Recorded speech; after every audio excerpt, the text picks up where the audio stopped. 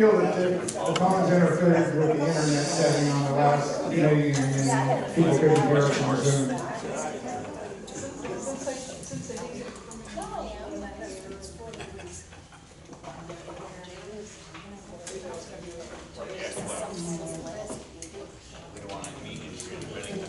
See if I can get it working on both ears. Turn those off. That might interfere. Are you using the internet? Okay, I'll turn mine off.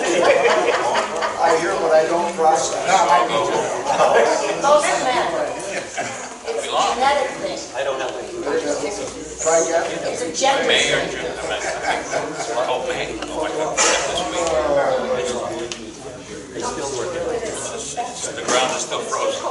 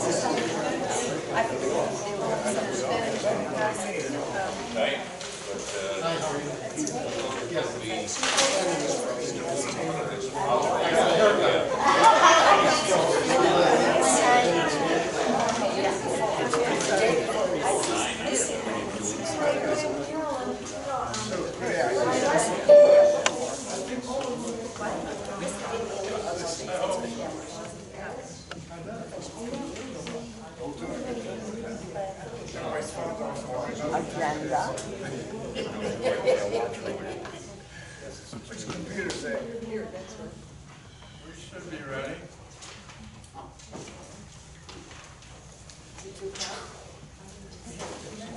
I don't know, my phone's off, I don't know. That's what you just said. Nobody's phone's on, so we don't know what time it is. Mine got a watch.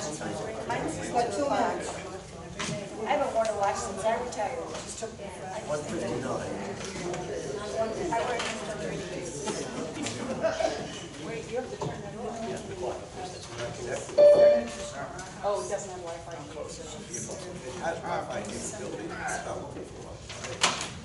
The last couple people came in, you need to have your cell phones turned off.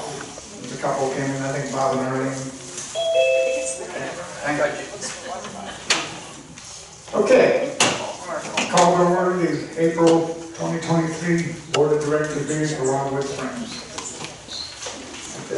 Thank everybody for coming. And hopefully everybody on Zoom, we won't have any issues this month. Keep our fingers crossed. Confirmation of proper notice. I was posted on the 13th according to statutory requirements. Thank you. Roll call. Roll call. Cookie Finch. Here. Roger Schultz. Here. I'm here. Shannon Young. Here. Good. Stephen Gould. Here.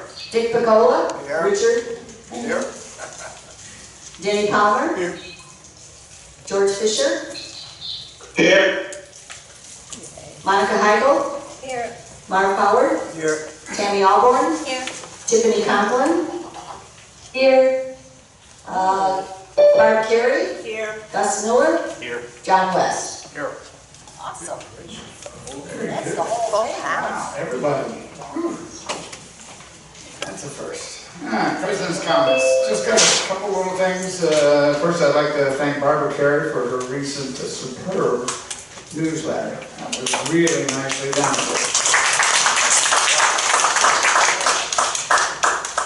Very informative, and I think we made money with it. There we go. It goes back into the next one. We had a encounter with a coyote. Everybody knows we have a couple coyotes that are taking up residence in our area around remember, they were here first. We came into their space. So, We fancy colors. You put them on, they buy the color. yeah, you're just, you could walk. It's just a common sense thing. There's been no reports, at least in this area, that a coyote has ever attacked a human. They go the other way. John and I run into them when we're out on the golf cart, and as soon as they see us, they are bolting the other direction. So for the most part, they're interested in food. You got a little dog. I would suggest that when you do walk your dog, especially at night, don't use the 20-foot leash. Don't let them wade away from you. Put them on the 6-foot standard leash and keep them close. And stay away from any heavy shrubbery, an area where coyotes might be hiding. If you do encounter a coyote, just pick your dog up, yell. They're gonna leave you alone. They're just not gonna come out to you. They're looking for food. They're looking for your dog. I've become more aware of it since this one person brought it up when I had a little miniature dachshund, 11 pounds, lunch. But at nighttime when I go out in front. I don't go out my back gate where it's, the light's not that good and there's some heavy shrubbery around. And even then I keep them on a real short leash. So I looked up on Amazon, they have an air horn. It'll give you a 32 short blast or 60-second blast. It's $11.99. If you're that concerned about it, buy one of those and have it with you. You blast that thing off and everybody will know the coyote will be gone. And that's about it, just common sense. It's like humans we're really stupid most of the time. We live in Florida, yet every month or so you hear about somebody who's walking their dog right next to a pond. And they lose their dog, or they lose, I gotta fix the last one, a woman actually got mauled and dragged into the water and killed. Just common sense. Anyway, that's all I got. Alright. Everybody reviewed the minutes? Organizational meeting minutes? Yep. Did I hear a motion?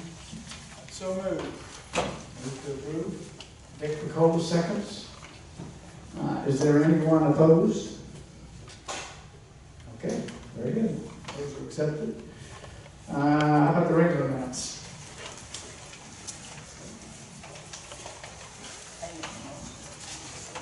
Secretary again. Do I hear a motion? I'll move. Okay, so move second. Dick, you're there. You're a good man. Is anybody opposed? Okay. Mayor. Done. Financial matters. Treasurer's report. Barb, you want to do it or John? Yeah. Okay. Got Mike there.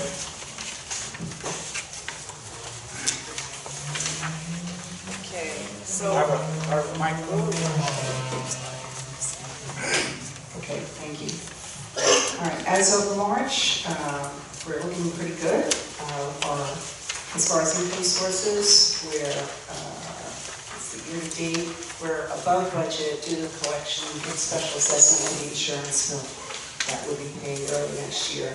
On expenses, we're a little over budget. That's primarily timing differences. We paid for the mulch early this year, but in the budget it's spread throughout later in the year, as well as the seasonal use under utilities. We budget that evenly throughout the year. So we're doing pretty good.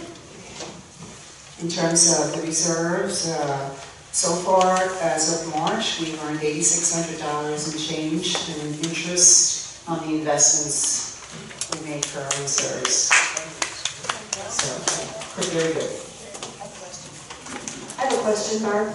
Yes. I'm a little concerned with the one investment in the Bank of China. We don't actually pick the institution, I believe. We can, but I'm just concerned because they have been known to leave investors in the lurch, and I realize that we are insured, FDIC, but they've got a lot of money going into a lot of places right now. If there's a possibility that we could get out of the Bank of China, I would feel much more comfortable about that. We'll get to that CD matures in June, so. Yeah, Yeah, okay, we can change that one. thank you.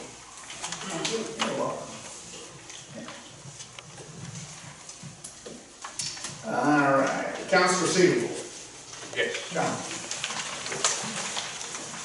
I'd stay away from the Bank of Sudan also. As long as we're trying to stay away from places. Okay, accounts receivable as of the 14th of April include a unit that owes more than $500, but less than a quarter is 1. No units owe just 1 quarter. 5 units owe 2 quarters, but 2 of them are to be resolved tomorrow. So that's already, one is being sold actually, so that'll be taken care of at closing. And the second one, the individual promised to come in tomorrow to pay it. So we were intending to send 5 for collection to the attorney. We're only going to have to send 3 now, or 3 have been sent. Finally, 1 unit owes more than 3 quarters, but that's the one of the units that are in legal actions. Unit 364, we've said this before, Bank of America has foreclosed on the property and has title. The amount the bank is owed in foreclosure is $267,331.22. The amount owed the association now is $16,684.91. That includes interest, late fees, and attorney's fees. Bank filed legal action challenging the amount owed, which was scheduled to be held. The hearing was scheduled to be held March 28th, but the day before the bank withdrew the action. I believe that's going to be very positive after talking to the attorney, because now it looks like they may not be fighting us on this. And of course that added to their debt, because there were several actions by our attorney in getting ready to fight this, and so they're just running up their bill. And we have filed a lien and a foreclosure action against the bank, because since they took it over almost 2 years ago now, they haven't paid any maintenance fees. Unit 718 has had a lien and foreclosure action held against them too.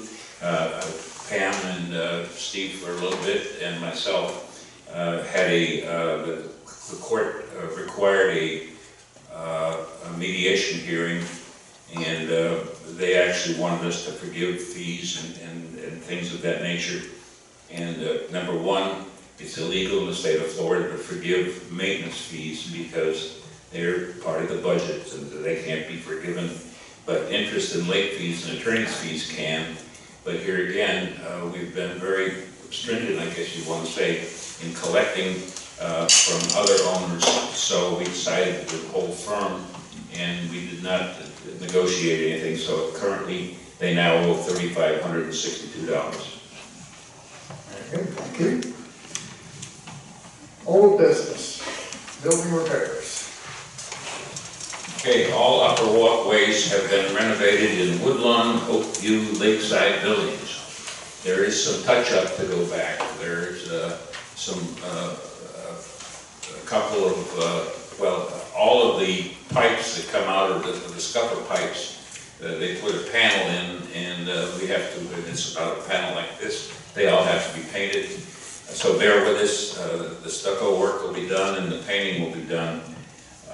It's coming faster, but we have to catch up to what they're doing. But right now, we're way ahead of the game.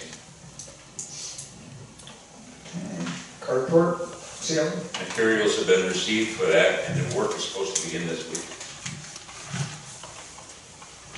All right, discussion on purchasing the automatic pool system. Where do we stand on that? I'd like to, I would wish that they could be a little further along. It's kind of the same old, same old.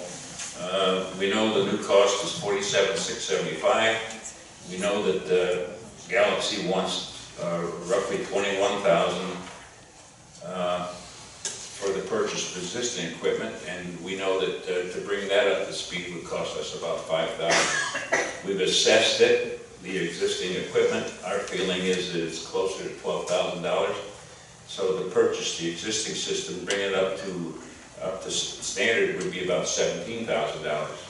I called and tried to reach now 3 times the owner and I've given them the price, and they said that they forwarded it to him, but, you know, it doesn't behoove him to move too quickly because he's getting rent every month. And so finally, sooner or later, we're gonna have to make some kind of decision. But I think that the $21,000 they want is not equitable to what we should do. And so I would hesitate to spend the $47,000 too. Especially if we know we can put the whole thing together for closer to $18,000, $19,000. Well, let's continue to try to get a hold of them, see if we can narrow them down. Maybe I'll go knock on the door, I know where they go. I know where they live. Just think.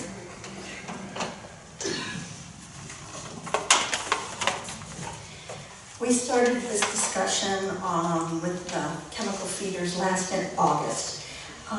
Yes, 48,000 is a lot of money and we don't want to pay that. However, since that time in August, we've spent $5,600 to Galaxy. I would like to make a motion, if you guys approve, to write a check for the, from the pool reserves for the amount not to exceed $17,000 to purchase the used chemical feeders and parts needed.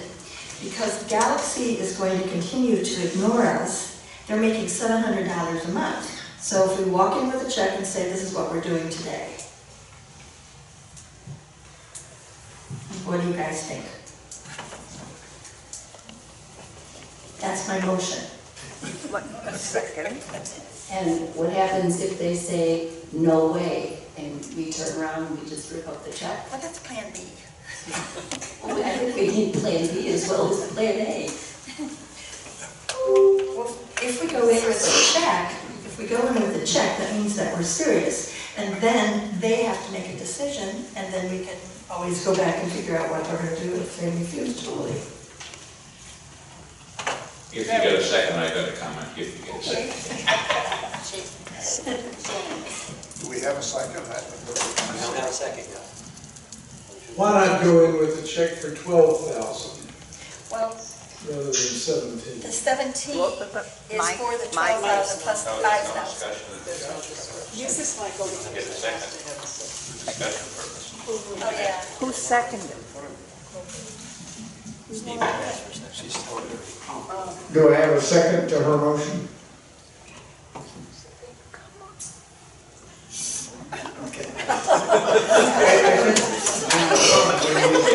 Give them an ultimatum. I think if we'll go with the ultimatum, and I think Shannon, you're right, we wouldn't want to give them the 17,000. We want to give them the 12 and then pay 5 of ourselves. No fighting, no fighting. Fine, I'll get my own. Well, the 7,000 was, or the 17,000 was the 12,000 for the equipment, and then 5,000 for things needed to. Yeah, but we're not going to buy it from them. Oh, okay. We're Sorry. going to get. Then I changed my motion. I think we're a little ahead of ourselves when we go in with that type of thing, but we could shut off the rental on it and give them a timeline. I don't know how to do that, but I look to you, John, to figure it out. But I think the timeline is the key on it. In the past, they've been very easy to get along with. So I think we can get resolved by saying, hey, this is it. We're not going to do it anymore after, say, June 1st. Whether we do or not, we'll see what we're going to do. But try to get them off this, because every time before, they've always been very amenable to, because they used to do a lot of service for us. I don't blame them. I do the same thing. We got $750 coming in and not doing anything. The longer I stretch that out, the better it's going to be. So we're kind of in a situation here where it's a lose-lose almost. So. Well, they do maintain the system. I mean, because of the rental agreement, Jackie would normally be doing repairs or replacements, but since they rent it, so we do get something for our money. Can I just make a comment? All right, well, let's see if we can give them a little more pressure, a little ultimatum. Will do. Barbara? John, we have Go ahead. testing. John, we have a contract with them, and in the contract, it probably says how you can cancel it. I don't know if we just stop paying it is always the answer. There's usually some kind of provision in there. I really don't know. I have never seen a contract. It was there in place before I came. And this equipment's been in there for 12 or 13 years. And I have not seen a contract on it. I know we just been paying it. Maybe we'll find it.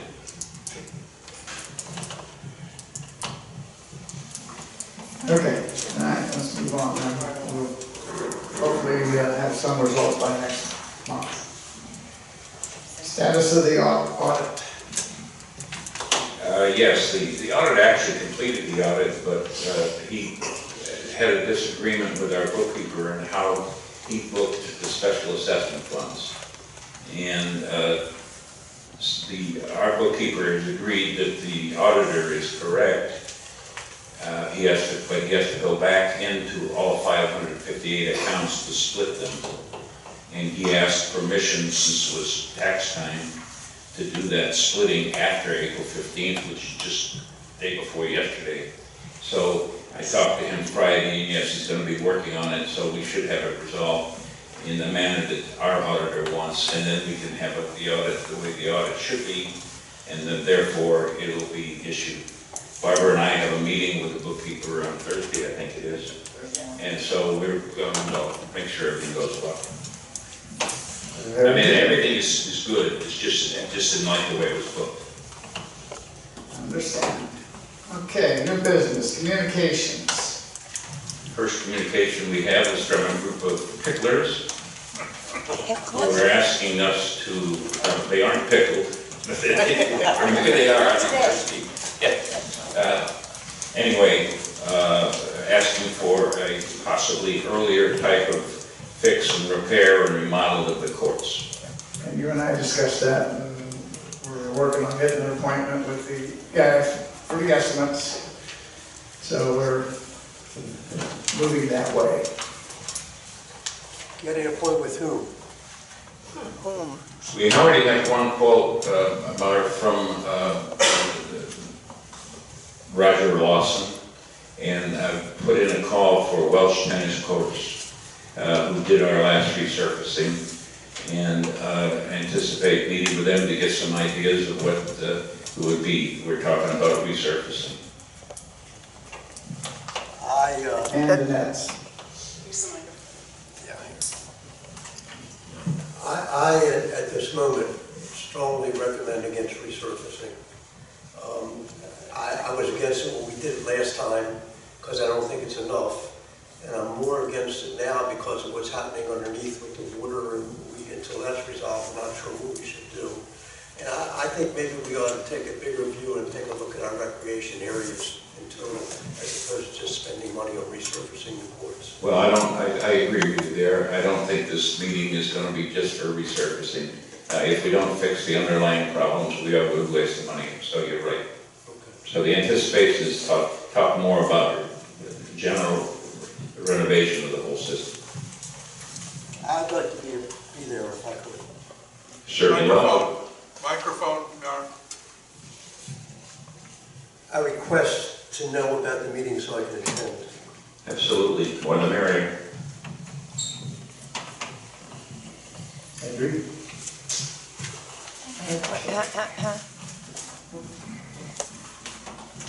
The other communication I'm sorry, go ahead. Do we have a pickleball committee, pool, or a tennis and pickleball committee?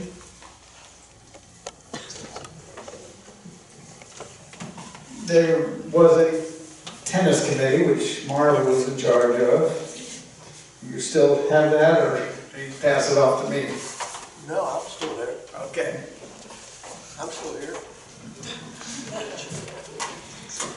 Why I ask is because if you had a pickleball and tennis committee, you could be working on what needs to be done immediately, what can be delayed a little bit until funds can be generated.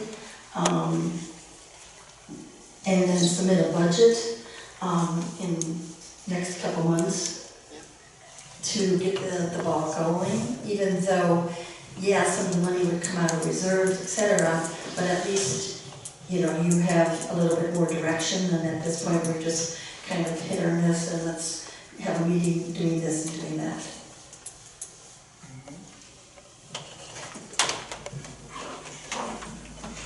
That's what we're getting these guys in for, is to talk to them about what should be done and what shouldn't, and Marv and I will meet with them as well as John and anybody else who'd like to. So that's, yeah, we're not planning on doing anything, you know, rash. We just want to get the foundation of finding out what we need to do. Right, and let me, I wasn't thinking that anybody was. In the past, we've really been able to work out whatever issues we had to between the pickleballers and the tennis players. Steve and I have always talked about scheduling and things like that. I just want to make sure that I'm around so I know what's going on. Absolutely. The second communication is a letter, email back from the state senator, Jim Boyd, who's chairman of the State Insurance Committee, and I'm sure he sent, or his representative sent this to anybody who sent individual letters to him, but this one came back to the association for the petition that was submitted regarding the high cost of insurance by over 200 owners in Wildewood Springs.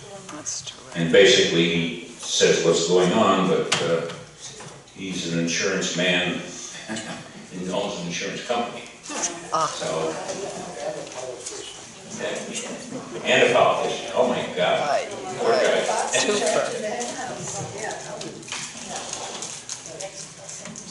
Okay. Next item is, We got some money. we need to amend the fiscal budget for the operating budget. Can I ask a question before we get to that one? John, as I understand, we have 40 buildings in our community, is that correct, approximately? And we're looking at a Yes. bill here for somewhere around $780,000. That comes out to be like almost $15,000 per building that we're insuring. Is that a correct figure there? I mean, this number, looking at it as a homeowner, if that were my house, I wouldn't be paying that kind of money, would I, for a building?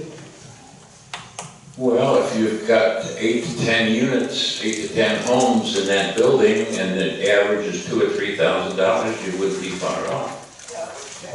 Would replacement of those buildings be, I don't know, what, $1 million? Current replacement cost is $92 million And that, for 40 buildings. oh, that's just the building. That's what my question really is. We're not talking about the estimated selling value of our community itself. Okay. The state requires us to take a valuation every 3 years of what it would cost to replace the building in total. It used to be 72, then it went to 79, and now because of the upgrades and the cost of equipment, not equipment, but materials and what have you, the current cost that we're insuring is $92 million. Okay, that was a question that came from one of my owners. So, yes. John, do we have any idea that this will be less next year? Are we crystal balling there or what? You're in charge of prayers, so. Remember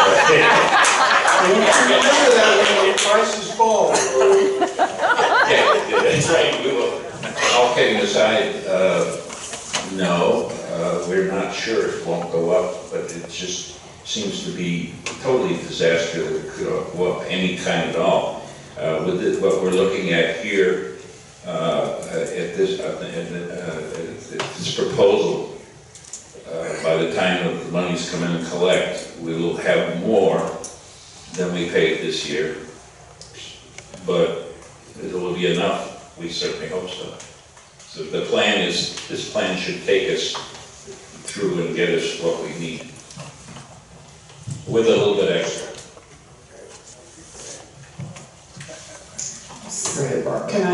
proceed to make a motion then?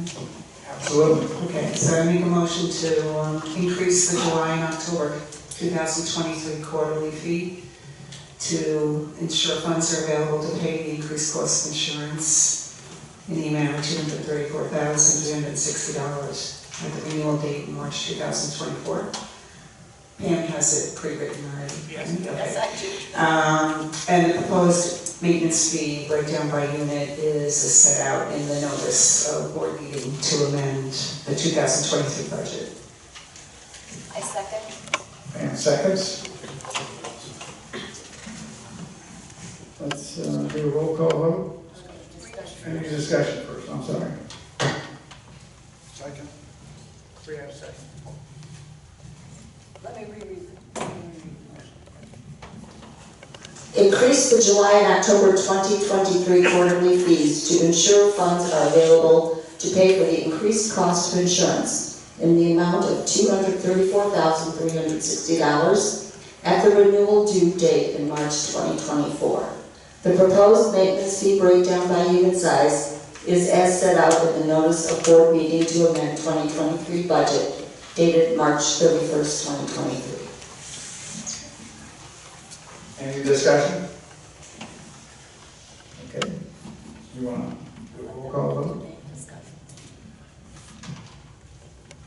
Any questions in the audience? Okay. Oh, one. Sorry. Well- If I speak real loud, would that be okay? No, because they can't hear you. I know I saw it somewhere. Name Oh, and John unit number. Steffler, I'm at 456, I'm a newbie. I saw those numbers somewhere, but where would I find those again for the breakdown on the units? Just refresh my memory. He's got a copy right there, if you want to look. Thank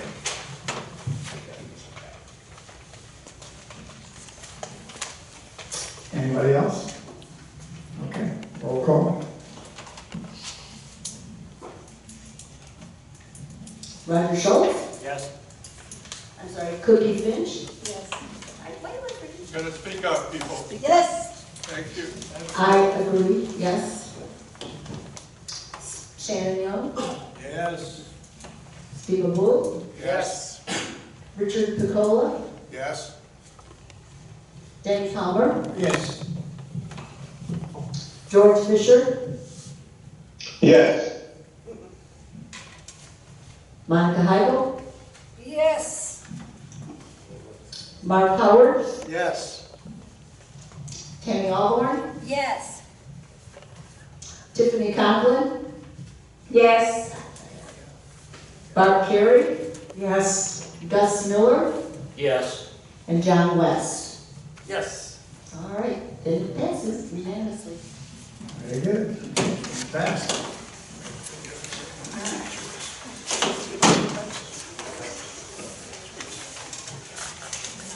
Next thing on the agenda, coyote issue. I said a little bit already. I think you covered the waterfront, but just in case, it's, I guess, fitting maybe the springtime of the year, because maybe they're out a little bit more than other times, but there was an article in the recent CAI magazine about the potential legal hazards, legal liabilities if you have wild animals on your property. And the main thrust of the article was information, let people know. And so then of course we had somebody that saw the coyote, and so anyway, we've posted, we sent an email to everybody that we have email addresses for, and we posted the information on all the bulletin boards regarding coyotes, so we've covered that particular issue. And have had little or no feedback. Very good. Okay, electric vehicle issues. You start. I'll start, okay. I think we've, at my best guess now, we have 7 or 8 electrical vehicles on the property.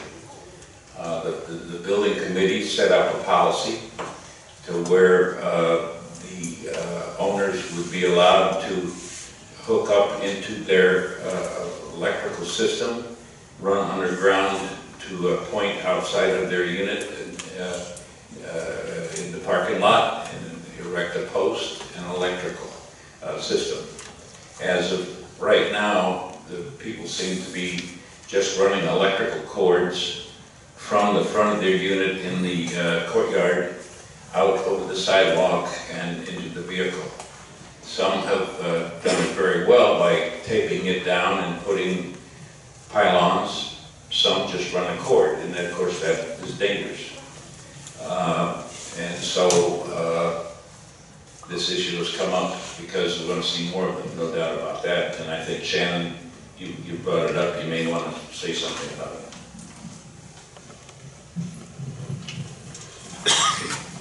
I just saw this afternoon that there is a new technology, a smaller unit that can be used to charge. So I do think the technology is being developed to simplify this issue, and I just hope we get ahead of it. I think that it's come so far from when Bob Dell put in the first system where he had to put in his own meter and everything like that. It's amazing how far it's come. However, there are some issues like the strip and fall that I'm concerned about that I guess we have to make a decision of somehow of a protocol of either requiring it to be buried and brought under the sidewalk or covered and noticed in some manner so somebody doesn't slip and fall. May I ask a question? Yeah, go ahead, George. Yes, has it been determined whether or not we can run this cable from the meter box? Unfortunately not, George. It has to go, it would have to come out from the internal panel. Okay, well that makes it difficult for the upstairs people. Yeah, there would have to be an outside conduit or something. Well, it makes it difficult for everyone, but particularly people that are upstairs, because now they're going to have to run it through the wall or down the wall or something like that before they even start to bring it underground. Yes, that's true. It will be Yeah. an issue, yes. Thank you. I think at this point we will take it up in the building committee next meeting and sort of see if we can get a consensus on what. Steve, that's what I want to talk about, Steve. I think we need something that's specific in the rules that says we have a stake, we have the wires going across. We're liable for these people if they trip and fall. We've already had that issue with the rubber around our nursery stock and stuff like that. The bottom line, I think that we can come up through the building committee with a specific set of rules that must be put in place, and if we have to vote on it as a community, then I think we need to do so. And now, not later, as a patchwork thing. Well, technically we did. We came up with it, we voted on it, it is in place. Well, then it's done. We don't even worry about it. We have to tell them that we're not doing it at all, right? Well, we want to see if that was when most of the power hookups were going to be 220 high voltage. Now most of the issues we have are just 110 regular. But we're going to take it up and decide whether we can just enforce what we have and say, okay, you got it. You're going to have to get an electrician, and you're going to have to run the power underground out to a post by your car. Or in Minnesota, we had car heaters, etc., which post, etc., specifics that have to be done, and that would be exactly one of the things I would suggest that we put down as a law and rule for these things. Second floor, I'm sure we can figure that out based on coming down the wall, as George was saying, but somewhere we have to come up with a specific blueprint for it, so to speak. Well, like I said, we have one.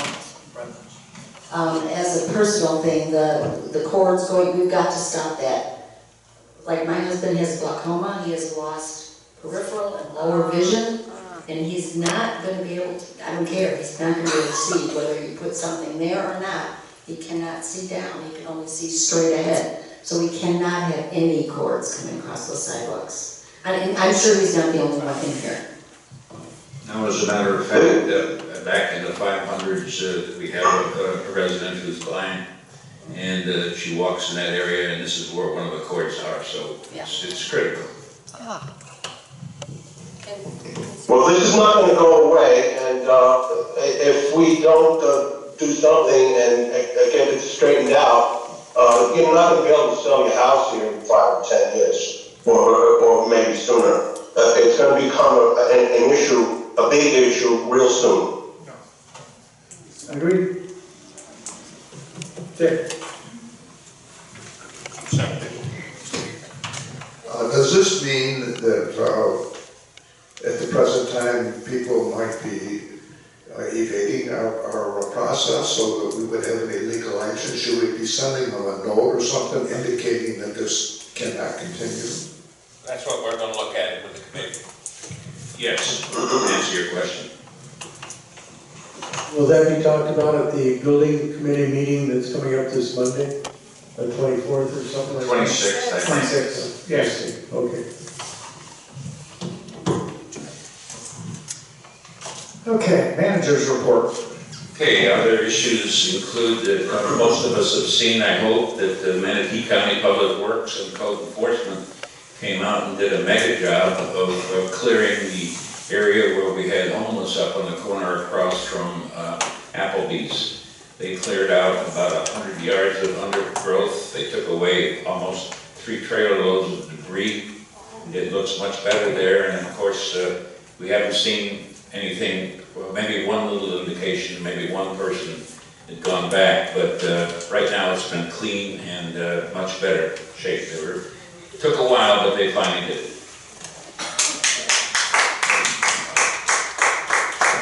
Unfortunately, spring is termite season. The following has been found.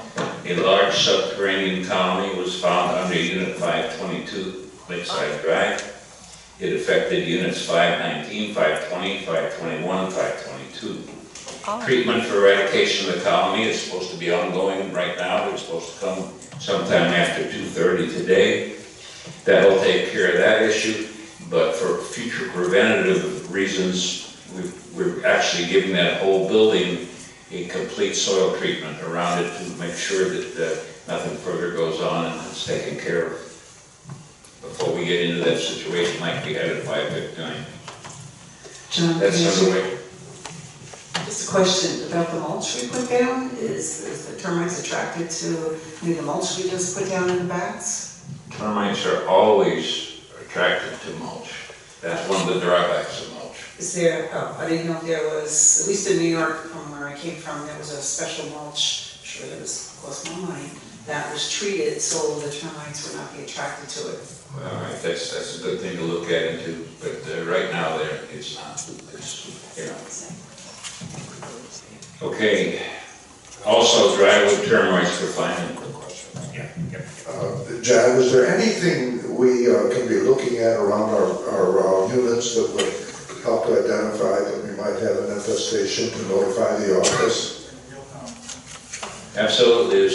Sometimes you'll find like little pencil shavings of wood. In this particular case, they had swarmers, and they go to the light, and they wake up in the morning, and there was thousands of them on the floor. They come out of the woodwork this time of year when the heat changes and things of that nature. So you want to look for either little holes, you want to look for wings, you want to look for activity. And we will get somebody there as soon as possible. Also, drywood termites were found in Unit 132, and treatment is supposed to be ongoing that for this afternoon also. And the drywoods are not the kind that you find down in the base, the kind that kind of fly in. So we've got 2 different kinds.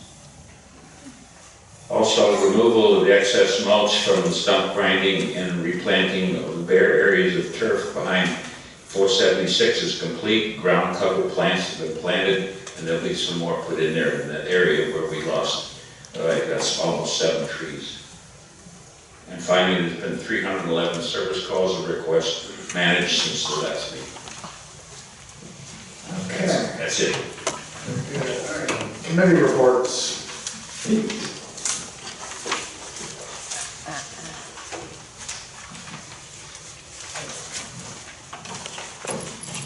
since the last meeting, the boys have been going around village by village trimming right now, and we've started to replace some of the plantings that we were talking about before. And the hibiscus that are going out will be replaced, and there are other hibiscus that look kind of tough, but I think we can save them by a hard trimming, so we're going to also do that. And the village signs, you'll notice, we're losing some of them, and we throw good money after bad to replace them this time of year. Some of them are great, and right across the street, they're not doing good. So the ones that are, gone, we'll just clean it out and keep it clean, because if we plant anything there now, this time of year, it's not going to go. And like John said, back before 76, we already covered one of those ground stump areas, and we're going to get some of the wandering Jew and do another. And I've had the boys trying to go around, pick up the properties, smaller stumps, disguising them also. And that's about it. We have a meeting this Thursday at 10 a.m., so anybody that wants to come, has any concerns, come on, okay? Thanks. IT?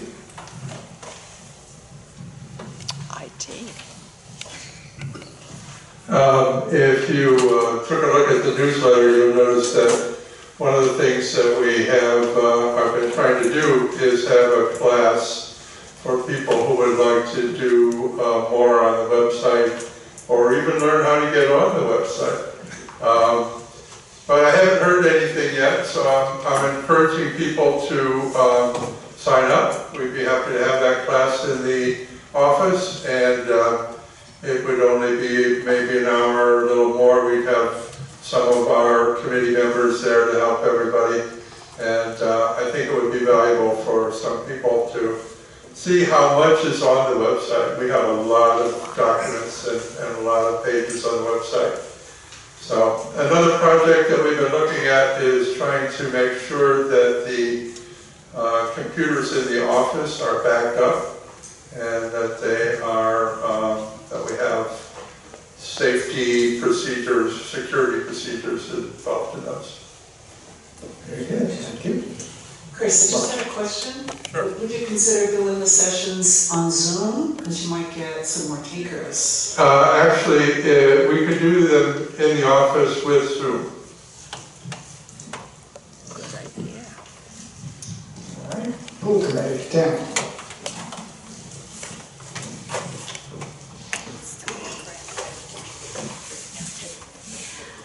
The pool committee meets May 2nd at Pool 2 at 10 a.m. All are invited. We do look to see what needs to be fixed, changed, or, how really nice our pools look. There's always some kind of ongoing issue at the pools that we do address. Thank you. And everybody's welcome.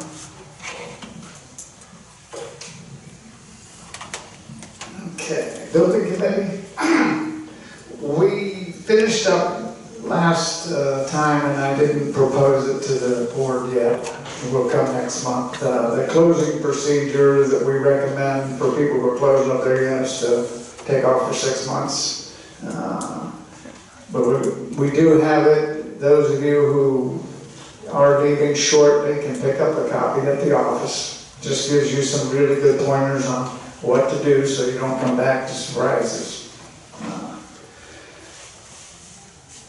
The meeting is, what did you say, 26th? Yes. Yeah, 26th, 10 a.m. at the office. Feel free to come. We're going to see if we can tackle this electric vehicle thing again. Let's see. Any other committees? Mark, you want to say anything about the tennis committee? Come on out and play. There you go. I can just wrap up the newsletter? Barbara, go ahead. Oh, yeah, just wrap up the newsletter committee. So, it's just some great news. We started out with 15 ads a year ago in the spring 2022 issue, and now we're up to 25 ads. And we collected collected $685 this year, which was more than pays for the cost of printing. And so that was a really good turnout, and we had some great contributors. I just want to thank them all the contributors, proofreaders, editors. I just pull it together, but everybody else does the work, so it was great. So I hope more people will look forward to contributing stuff for next year. It'll be great. We're going to do a special on veterans, since the next issue will be coming out before Veterans Day. Wow, wonderful. Security. John? Yes, let me report for Jim. We are in the process of changing companies that take care of our security cameras. The company that we used for the last 6.5 years just seems to be somewhat dissipating. So Jim and I interviewed the second company, and they're about to send us a proposal. They were very proactive in taking a look at our systems, and they had some very good suggestions that would enhance our security there. As far as the roving guard, it seems to be somewhat up to speed. It hasn't fallen apart like the other part of the company part, but we're still having the guards come. Basically, the lights are on until 11 p.m. and then they come in at night later on with no lights. In the advent of any major storms, they don't go to the pools and open them or close them, but we haven't had that issue too much lately. Okay. Yeah, I was very impressed with that guy that came from that company. Okay, all right, director's comments. Dennis? Mark? Yes.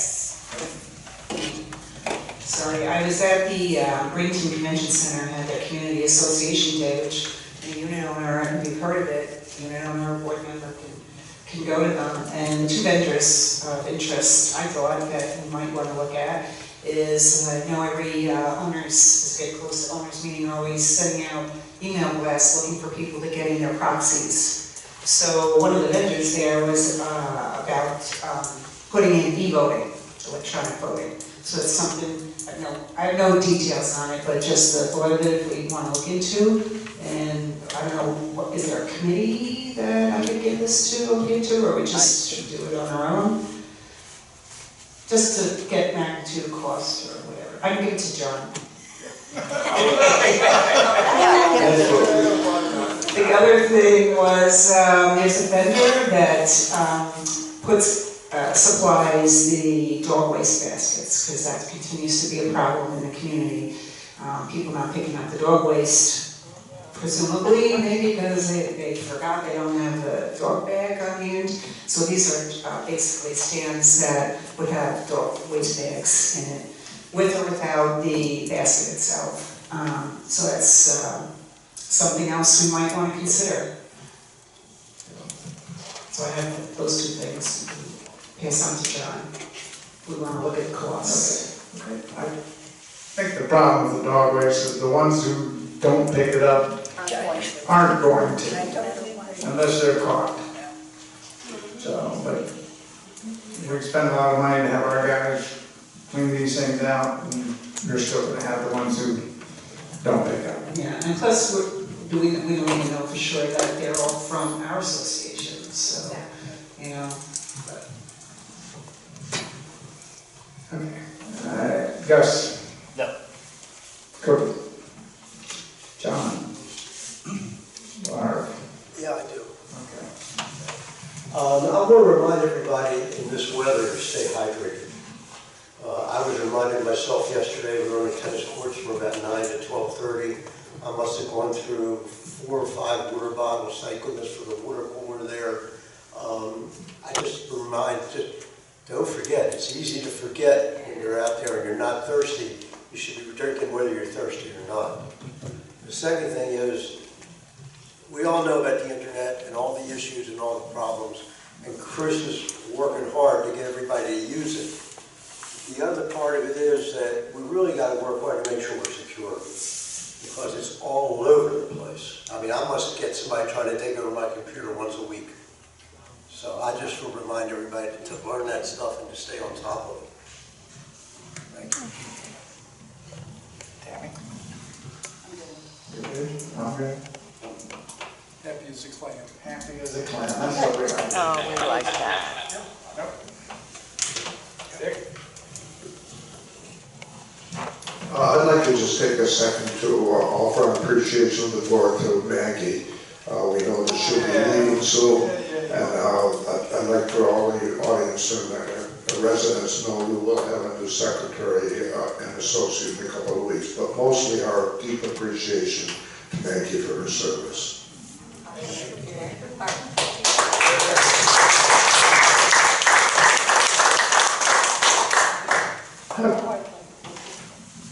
On top of that, Barb, Tammy, and I are going to try and plan an open house for those of you who will still be here for Maggie. We haven't come up with a date or anything yet, but that's in our plan. Okay, very good. Owners' comments. We got George and Tiffany Oh, on. I'm sorry, George, you got anything? He's good. Tiffany? No? Okay, all right. Owners? Draft comments. Dan Marlette, 158 Pinehurst. I was wondering, in 24-hour period, how often does the security guard go through? 5 times In a day? a day, and that includes locking up the pool. Right. I'm sorry. 5 times is the average, unless they're called in for something else. I mean, when they're in the neighborhood, but not right on the property. And that also includes at 11 o'clock, they lock all the pools, and at 4 a.m., they also open the pools. Anybody else?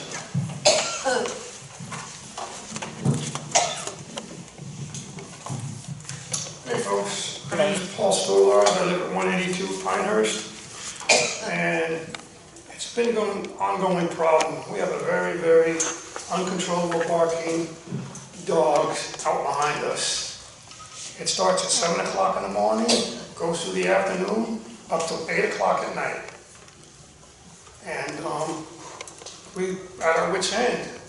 We can't go out in our back courtyard. We can't leave our back slider open. I don't know if the woman can't hear it or doesn't want to hear it, but it doesn't stop until we yell, "Shut up!" And we hate to keep doing that. So, I don't know, it's right in the rules that you're not supposed to have any barking dogs. And I know I spoke to John 2 or 3 times, I hate to keep bringing it up, but it just keeps doing it. I didn't realize it was still going on. Yeah, the other day it was 25 minutes. It goes anywhere from 5, 10, 15, you know, like I said, the other day, 25 minutes. Unstoppable. But on a good note, when you try to pull out into Cortez, people do stay to the left and people do stay to the right. So that's a good thing. Okay, thank you folks.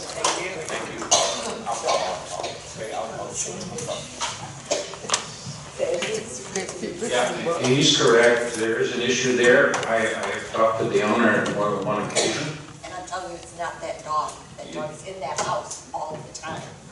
It's next door. Think so? I know so. Okay, well, I didn't realize that. Well, I'm learning now something. Okay. Are you talking about 218 Sherwood? Talking about 218 Sherwood. Whoop, there it is. No, not 218, 217. Whatever. No, not both places.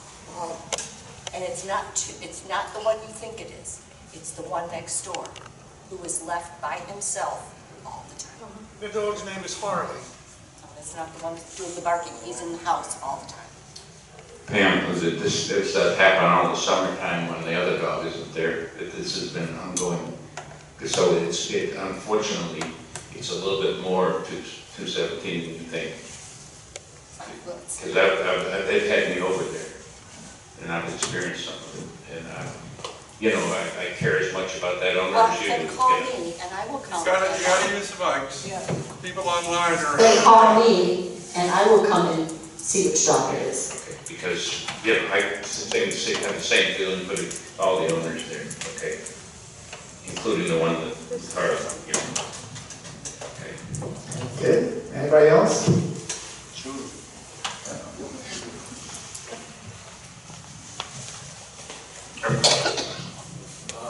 Does anybody know what time security comes by at the pool to check for badges? They're supposed to come around between 4 and 6. They come on, for the last 5 years, they come at 7 o'clock in every pool. And the violators, no, it's 7 o'clock. Between there, I know because my son came to visit us a couple weeks ago, and we haven't seen Sharon forever. Because we weren't there at 7 o'clock. So I know we were there at 7 o'clock, and I gave the kids the tags, don't know why, we just moved, I found them, and then Sharon came across, we talked to Sharon for boys 15 minutes. If you know where Sharon is, he's 6'4", about 300 pounds, Right. Great guy. But the point is, everybody in the community, and everybody outside the community that violates, knows he comes at 7:15. Last night, we went there at 8 o'clock, whatever, and my wife and I only, and 6 kids came in, adolescents. I know they didn't belong there. I did not confront them. There were 6 of them, but it was 8:50. No, it was actually 7:50. Because I did call it to security. They said to send somebody out or whatever. They'll get back to me. They didn't. But the point is, it was dusk. Got dark. This is pool number 2, which is obviously the hidden pool. Nobody's going to notice them there. And I don't think they're causing any trouble, but I know they didn't belong there. There's no chance they belong there. But the point is, the security comes around routinely at the same time, and it's light. They're not going to be there in the light. They're going to be there in the dark. So I mean, it's just a comment. Do you have any idea where they came in? No, we did because my wife and I were in the hot tub, and we didn't see what direction. We know, pretty sure they came from the corridor between Pinehurst and Sherwood, behind 220. That alley? Yeah, the other way. I'm pretty sure, because it's the way to get there. They didn't come from Pinehurst. They didn't come from the main gate. That's too obvious. I mean, I know they didn't belong there. There's no way, and I wasn't going to go mention to 6 people. I didn't want to go there. Okay, well, maybe we can get them to change their routine, John, come at different times. Yeah, we'll have to do that. Here's the issue before was that we actually had them doing another circuit, and during COVID and everything like that, and they actually came twice to each pool to check. Seems to us, though, that the real problems are earlier in the evening than they are later. Now, you're going to get the isolated people there that just come out at night, but we've seen more challenges of people with pool tags in that 6 to 7 period of time. But I agree, we can try to vary the time, because they do their controls, they vary it too, so we'll try to work on that. Just a comment. Yeah, no, it's a good comment. Yeah, it's a good comment. Yeah, John and I talked about that this morning, Steve. He was gonna, I think we get a report every 2 days from them, so we'll see if they showed up. Actually, we get a daily report, but they only do it a couple of times, 3 times a week or something like that, but every day we get a report. Okay, very good. But if you do see something like that, just call security. We call our regular number too, Steve, the office number. I will do that on the weekend. You're welcome to. Okay. Okay, any other owners' comments? Okay. Back to the board. Hello, I have a question. Wait, microphone, Barb. Come on, right here. There you go. Name, Thank you. name and My unit name is number. Carol, I'm 621, and I have a question to the board, why they do not allow trucks in our zone. I don't know, I just moved in last year, so I don't know the rationale for it, but I do know it's been a huge ongoing problem for me and my relatives and friends and acquaintances, especially if they need to overnight. I had my nephew, he's on concert. Pardon me? There you go. Yeah, my nephew is on the other side of the state, and he works for FPL, and he was assigned on this side for a few weeks, and I couldn't take him in. You know, so I just want to know what the rationale was for not having trucks in our And as owners, I mean, the trucks are $100,000. No. Expensive, than half the cars in our lots, and I'm parking spots right now. So I don't understand the rationale. I did ask somebody at the office one time, they said, well, you can't see in the bed of a truck. But I'm thinking, you can't see in the trunk of a car. So I don't understand. I just need to have a good rationale and explanation as to why. I don't think it's going to lower the price of our condos. I don't think so. Oh, yeah.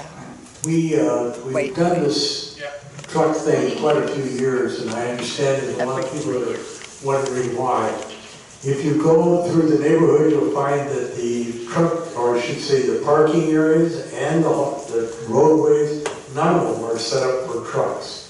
Second thing under consideration, they say, well, we use small trucks. That doesn't happen. Trucks start at big and go bigger. And the point is, in order we don't have to sit out there and measure every truck, et cetera, no trucks. And we should have some place to go with a truck if you have visitors. But the point is, trucks take up too much parking, number one, and they're too large for the roadways. Wait, Barb. May I? Yeah. Thank you so much. Yeah, I understand what you're saying. I do, okay. There are some trucks that are huge, and I'm not talking utility trucks. I'm just talking regular trucks that are probably the size of a Lexus or any of our big SUVs that we have. And that is just a real concern. I mean, but you understand, but my van is big. I have a huge van. And it fits perfectly. I have plenty of room on both sides of my slotted area to go in and go out of. So if there needed to be a restriction in terms of perhaps how long the truck can be or how wide, that might be doable. I mean, I can understand. Those are all things that have to be checked on, and somebody has to do it. Now, we know that some vans, we know that some of the SUVs all get up into the large size, but they can only get so large. And that's where the pickup trucks start, and they go up from there. And the biggest problem is, so we have no issues about my truck only had this on it and no trailer hitch, so it wasn't long enough, or et cetera, et cetera.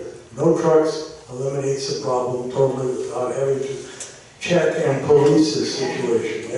And if you want to see it, go to down the street where they have trucks coming in. You'll see that in essence what they do is affect the whole neighborhood.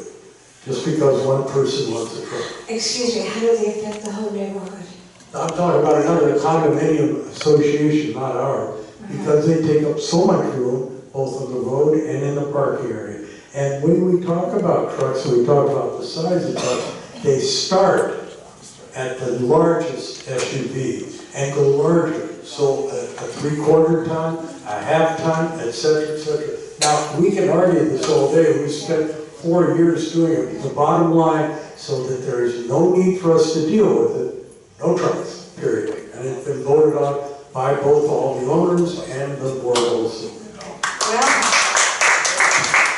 it would be fine if there was a restriction on the length then, because that really does pose a real problem for friends and relatives. Yeah, but I understand that maybe the restrictions with length might be best. Thank you. You're welcome. Chris?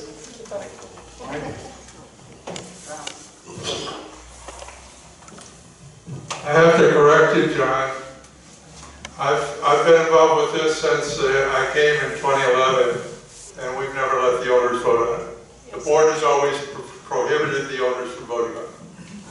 So the owners should have a chance sometime to vote on it, I think. Well, I think we can see that we have some conflict in the board, but that's fine. I think the key thing is that if we do have the owners vote on it, that it's shut down and we never hear of it again. Because I'm tired of messing with this thing, and it's obvious every time we've had a truck in here with an exception, you can see that it takes up so much more room than a car, and frankly, I don't want a truck sitting in my parking lot, period. I don't agree. Well, that's why you did come here when it was moved. SUVs that are much bigger than pickup. Exactly, but that's the biggest that they will get, not bigger. And I think the key thing, when we came in here, the rules and regulations were that way 20 years ago, last year, and in between, and you signed it as well as I did, as well as every owner in here. So if it's anything that they want to do with the trucks, it's an exception to the rule that they decided to accept when they bought it, period. I'm gonna propose a tree. No, actually, I came up, how about a compromise? Did anybody ever consider having guest parking, basically for trucks? In other words, an area, maybe they only hold 6 trucks, or at the most, whatever, or 4, whatever, and only maybe for 2 nights or 3 nights? Because, I'm just talking compromise, because I'm solely neutral on this. If I'm with John, I'll agree with John. If I'm with this gentleman, I'll agree with him. I'm 50-50, because I grew up on the farm and I can see this and that. But maybe there's a compromise there, and then you can put this thing to rest. You put it to rest last year. Last year you put it to I'm willing to look at all things. Stop. Wait. I would definitely agree to a compromise too. Perhaps we could have a lot or a section that we can park our cars during, at nighttime, like maybe at the office. So if you have friends coming over or people out of state coming for a few days or for a few weeks or a couple of weeks or whatever, you want to, I don't want to tell them they have to stay at a hotel. Come on. Then it's gonna get out of hand. Yeah. Let's find an alternative, an option that we can use, that's all. Okay. Enough.